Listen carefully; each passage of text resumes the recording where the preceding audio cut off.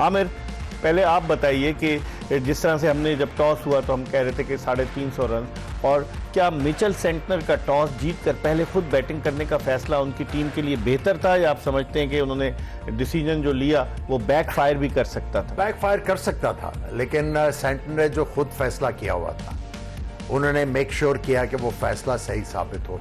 I think जो सबसे बड़ा डिफरेंस था इस मैच का, खुरम ने सुबह ये बात की थी कि 300 रन तो गिवन है, दोनों इनिंग्स में 300 होंगे, उससे ऊपर ऊपर कौन करेगा, सारा क्वेश्चन हुआ। साउथ अफ्रीका आराम से मैच जीत रहा था ये, लेकिन जो सेंटनर का स्पेल था, जो उन्होंने 3 आउट किए और जो उन्होंने फांडडूसन को जिस गेंद के ऊपर आउट किया, मैं समझता हूं कि इस चैंपियंस ट्रॉफी का बेहतरीन बॉल था। और उस गेंद से जो जाहिर होता है और प्रूव होता है कि आपको इतना गेंद टर्न करने की जरूरत नहीं है, आपको 4 इंच गेंद टर्न करना है जो बल्ले को बीट करेगा।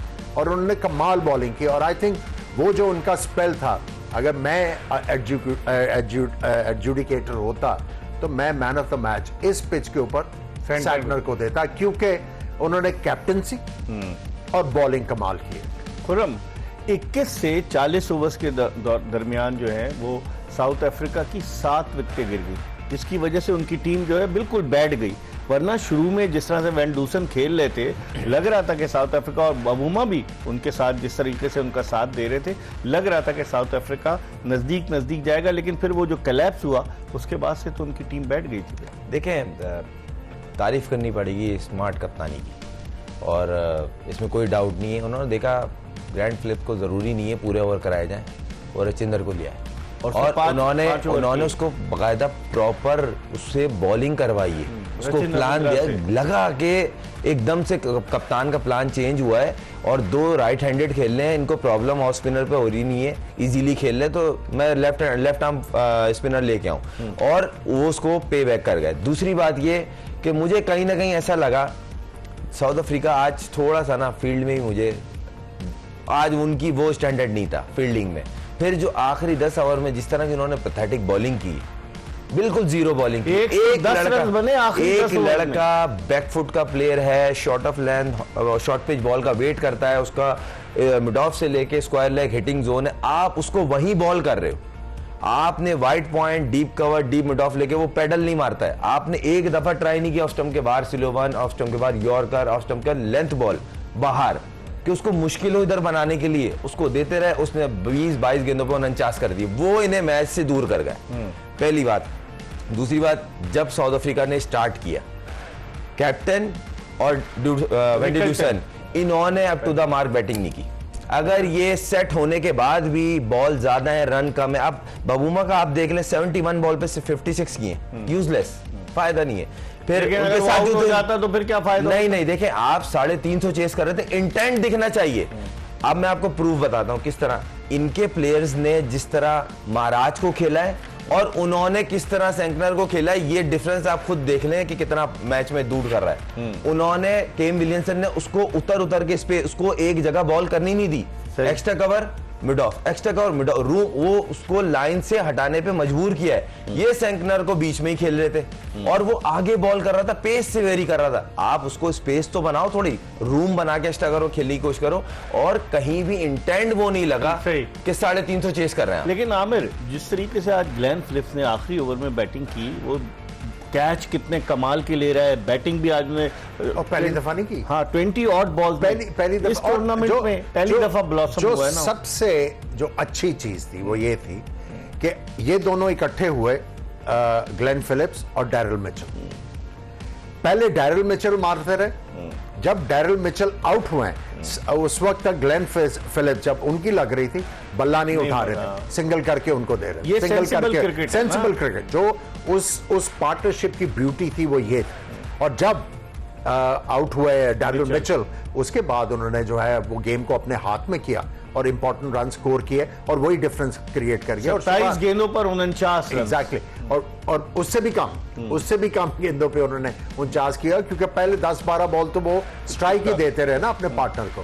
लेकिन हमने सुबह यही बात की थी कि मार्को जेनसन और रबाडा ये ऐसे मूडी बॉलर हैं, जिस दिन ये मूड में नहीं होते, इनकी बड़ी आज पिटाई पिटाई होती। कितनी हुई और मार्को इन- जैनसन पहली की? दफा नहीं हुआ ये आपको पता लग जाता है कि जैसे ये ग्राउंड पे आते हैं इनकी बॉडी लैंग्वेज से कि आज जो है मुश्किल होगी साउथ अफ्रीका के लिए। और आज देखें केन विलियमसन आउटस्टैंडिंग खेले, हालांकि विल यंग ने इतना कोई ज्यादा स्कोर नहीं किया, तेज खेले शुरू में। लेकिन उन्होंने टोन सेट की, जो मेजर थ्रेट थी नए बॉल की, उन्होंने आराम से उसको कॉम्बैट किया। और जैसे ओपनर्स जो हैं अंदर जब जाते हैं और ये जब ईस्ट से खेलते हैं ना इकबाल भाई, जो बाकी जो मिडिल ऑर्डर बैट्समैन है ना ड्रेसिंग रूम में बैठे, एकदम भी उनका जो है हौसला बुलंद हो जाता जाता है। है। सो आई थिंक विल यंग ने 21 तो किया, लेकिन जिस तरह ये खेले हैं ना, शुरू से अच्छा उसने सारी टोन टीम सेट को की। कॉन्फिडेंस कर दिया। और जो कप्तान का फैसला था वो लगना शुरू हो गया कि ये हम कर जाएंगे बहुत बड़ा। मार्को जैनसन पे बड़ा रिलाय कर रहे हैं। 10 ओवर में 79 रन, रबादा के 10 ओवर में 70 रन। ये दोनों मेन बॉलर थे और इनकी जब पिटाई हुई आखिर में, जैनसन की भी पिटाई हुई, रबादा की भी पिटाई हुई। पाकिस्तान के यासिर अरफात इनके बॉलिंग कंसल्टेंट हैं, वो मुझे नजर आए थे ड्रेसिंग रूम में साउथ अफ्रीका के। और ये वही यासिर अरफात हैं जिनको पहले जब वहां ले गए थे, ये जब शाहीन आफरीदी कप्तान थे तो न्यूजीलैंड ले गए थे इनको एज अ बॉलिंग कंसल्टेंट बनाकर, डग आउट में बैठे हुए नजर आ रहे थे। तो वो इनके बॉलिंग कंसल्टेंट हैं, बताया तो होगा उन्होंने इनको। देखें एक चीज़ फिर हुई, हमने जो जिक्र किया था और आ गई सामने कि इनके शुरू के 3-3 ओवर देखें, उसके बाद 7 ओवर में देख ले कितनी पिटाई लगी। समझ ही नहीं आ रहा बॉल फेंकनी कहाँ है, बैट्समैन से बचना कैसे। मतलब वो सिंगल रन पे वो खुश हो रहे थे, 6 रन आपसे वो वॉकिंग ले रहा है और आप खुश हो। बॉलर तो रबाडा वगैरह इनको तो बेसिकली ब्रेक करने के लिए लेके आया जाता है कि आप पार्टनरशिप ब्रेक करो, आपने हमें ब्रेक थ्रू देना है। वो बच रहे थे। और रही बात, अब मैं आपको बताता हूँ 15 ओवर में 3 आउट किए और 65 रन दिए। किसने? रचिंदर ने और साथ में किसने? सेंकनर ने। और उनके रचिन रविंद्र, हाँ रचिंदर नहीं रचिन, अच्छा सॉरी, हाँ, और साथ में महाराज और उनके जो दूसरे थे मार्करम, इनके 15 ओवर में उन्होंने 90 रन लिए और कोई आउट नहीं। 3 विकेटें लिए ना। हाँ इंपॉर्टेंट वही नहीं, उनके मैं बता रहा हूँ 3 आउट करे और साथ में रन भी नहीं दिए और उनके उसमें रन भी पड़े दिए रचिन रविंद्रा ने 5 ओवर में 20 रन और 1 विकेट भी। और उनके उसमें आप सोचे ना, उन्होंने 14 ओवर किए, उसमें कोई विकेट नहीं और 90 रन पड़े। और इस तरह की बैटिंग करिए कि उनको बैकफुट पे किया है कि जो थोड़ा बहुत एक उम्मीद थी कप्तान को, वो उम्मीद भी टूट गई कि भाई अब आउट नहीं हो रहा, अब किस इनसे बचना कहते। एक टाइम आया केन विलियमसन जिस तरह मार रहा था उससे वो लिटरली बच रहे थे, लग ही नहीं रहा था कि ये आउट करने के लिए इसको बॉल कर रहे हैं। और उसने डोमिनेटिंग बैटिंग की है, पता चला है कि मैं आज खेल रहा हूं, लेकिन मैं अपने टोन में हूं। आमिर केन विलियमसन वो एक जिस तरह राहुल द्रविड़ को कहते हैं ना वॉल ऑफ इंडियन क्रिकेट, ये वॉल ऑफ कीवी क्रिकेट है मुझे लगता है। इतना साफ खेलता है ये बंदा और मजा आता है। और देखें जो शॉट मारता है पक्की मारता है।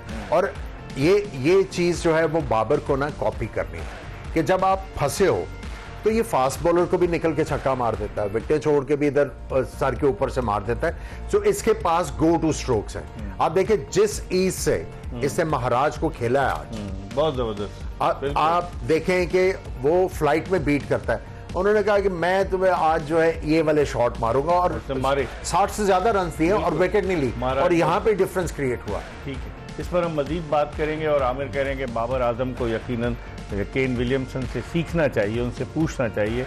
10 साल हो गए बाबर आजम को पाकिस्तान की नुमाइंदगी करते हुए। 2015 में उन्होंने पहला अपना मैच इंटरनेशनल जिम्बाब्वे के खिलाफ खेला था लाहौर में। तो अब कब सीखेंगे? उन्हें ज़रूर सीखना चाहिए, क्योंकि पाकिस्तान के इस वक्त तो वो नंबर 1 बैट्समैन है, लेकिन उनकी रैंकिंग जो है वो डाउन हो रही है उनकी पुअर परफॉर्मेंसेस की वजह से। अब देखते हैं कि वो किस तरीके से कम बैक करते